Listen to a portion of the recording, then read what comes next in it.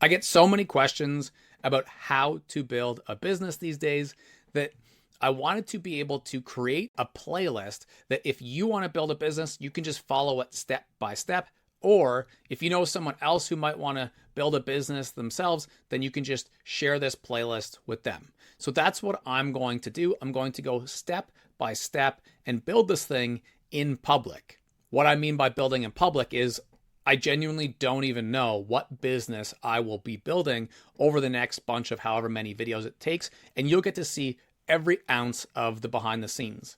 Now, if you are trying to create anything, a business, but also it could be being a creator doing paintings like this, doing poetry, a podcast, starting to do copywriting or ghostwriting for people, write a book, whatever it is, I think you should build in public too. However, there's a huge if.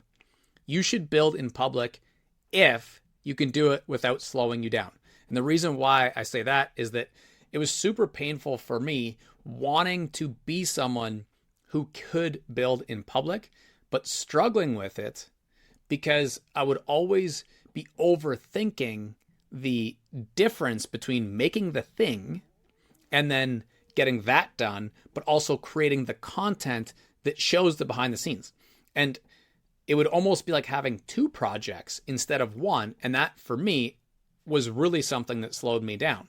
I would overthink the content that I was creating and be like, okay, I want to work on the book. Well, how do I build that in public? I could go live and I could do my writing live, but wait, that's boring. So I should create a video about how I wrote the first chapter or how I figured out the title or how I'm going to hire an editor or get my first 100 people to buy the book or something like that. And then I would make this list of build in public content, and that would stack up. And when I would shift to focus on that, it would slow me down from writing the actual book. And that would happen with anything that I would do. So the main way to prevent that is, like Mark Manson says in The Subtle Art of Not Giving a Fuck, is to stop giving a shit about what you create in terms of the behind the scenes content. Just make sure that you make it fairly quickly. So that could be a daily log. It could just be something like this. I hope this playlist is a great meta example for you about how to build in public, because I'm going to build this business and I hope you get to see every single step that I take and you get to share it with people. But I'm not scripting or editing or taking a long time to do it. It's just going to get pumped out because I have to spend most of the time on building the business. All right, so where does this all come from? A lot of times I get thank you letters from people that I've worked with, and I was wanting to find some way to give back to people who have written thank you letters, but don't really have a super organized place that they can send other people to say, look, Justin helped me a lot and he can help you too. Here's where. Most of my content, because it's a podcast and it goes on for years, or a blog, online writing, it's kind of all over the place. So I wanted to curate somewhere. And the inspiration for this was from this letter that I got from someone who says, thank you so much for the opportunity to work with you. I had an amazing time, learned lots. Your life is inspiring to say the least. I wish there were more people like you. Thank you for your passion to see others grow and learn. I can't wait to see your page blow up and help even more. And that I can't wait to see your page blow up really means the world, because I hope in your case it's the same. Whatever you are creating, the audience that should listen or watch or read deserves your work to blow up, because the more people that get to consume the content you create, the more people that you help. And it might just be something entertaining, like music or a sleep story, or it could be like clothing. Either way, you're bringing great value to your audience. And if you aren't, that's probably lesson one, is to shift your mindset around either solving problems for people or bringing value, or both. How do you help people? I've had so much coaching about online business that it's almost embarrassing to say. Over the years, starting with learning from people like David Siteman Garland and John Lee Dumas about how to create awesome online courses or build a podcast, Pat Flynn, Jamie Masters, Rory and AJ Vaden. I've learned from if there's an online business creator in the last 10 years, I've probably had their coaching in some way, shape, or form, even going back to the early days of Ty Lopez when I paid like $199 for a social media course. And I can remember my heart sinking because that felt like so much money. But now to pay $5,000 or $10,000 to invest in my own personal brand and my business, that doesn't feel like any more than that $199. It's pretty interesting how this stuff is always relative. And that's probably a second good lesson for business, is that as you continue to level up, those feelings of angst around being able to create content and put yourself out there or invest in yourself financially, like those feelings don't really go away. They just continue to level up. New level, new devil. And each time you just want to be progressing. The reason why I said it's almost embarrassing to have all of those coaches over the years is because of the reason that I was going to them and how blind I was to that reason. I was going to them looking for answers when it comes to building my own business around the who, what, when, why, and how. Like, give me the answers that will make me successful. What I didn't understand is that all of those answers come from within. The answers are in the dirt. Now, there are some common concepts and through lines, which I hope that these videos will help you with, that can allow you to go step by step. But when it comes to figuring those things out, there's no real wrong answer. Every marketing strategy could work. Every different price point could work.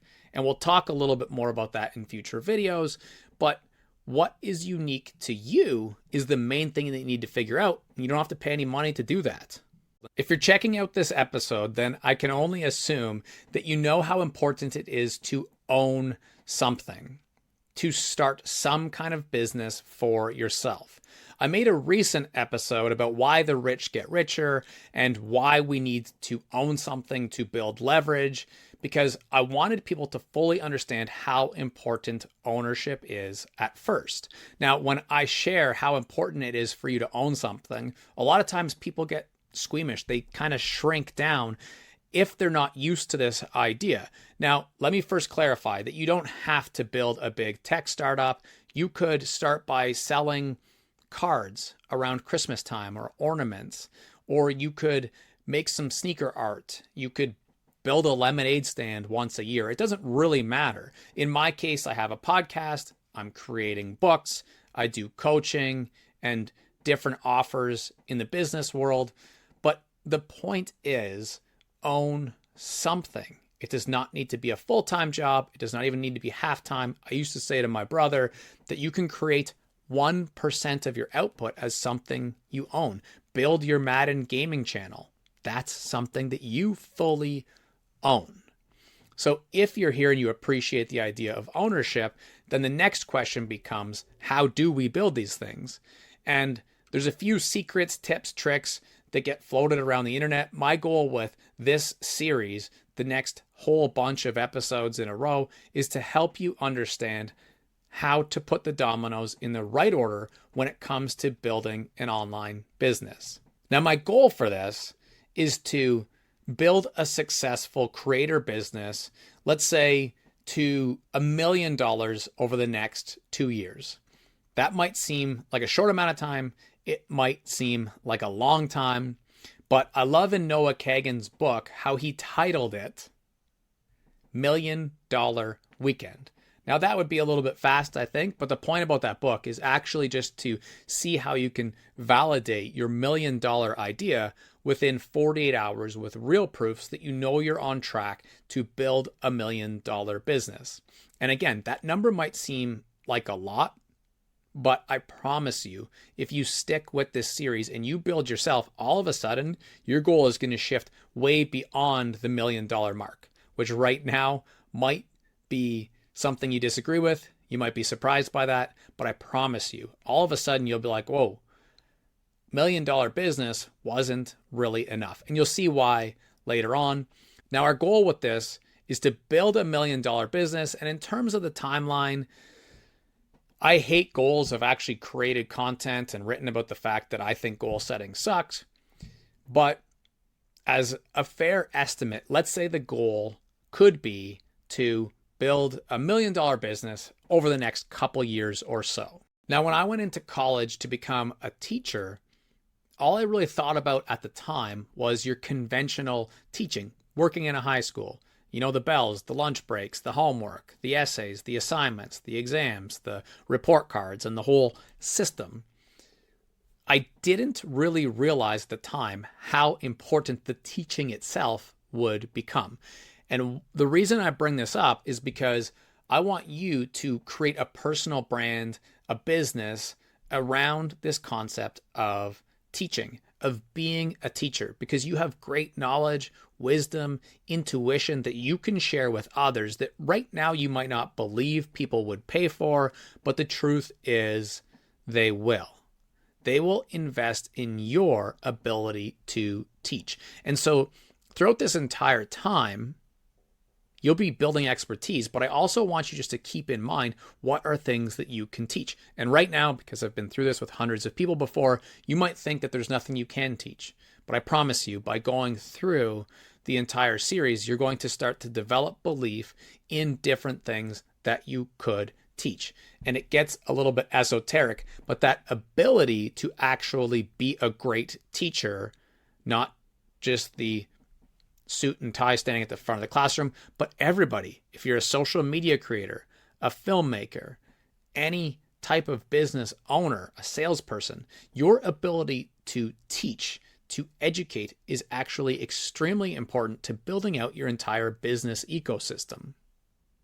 Now, over the last couple of years of my own ownership in the form of the podcast, I've gotten to learn from some incredible business leaders. You can look through the whole list, but Alex Fasulo comes to mind, Brendan Kane, Sister Helen Prejean, Majora Carter, just so many people who have built incredible businesses around their own personal brands. Buster Shear in episode 1 even, we got talking about how long to stick with a particular niche, when you should build out a product or a service, and how to be a great marketer at such a young age. I mean, the list goes on. All of my guests pretty much have built incredible personal brand businesses. And if I could go back to episode 1, I would have launched products or services right from the get. Because the tough thing that I've learned over the couple years and hundreds of interviews is that we don't get to build a sustainable show just because we want to.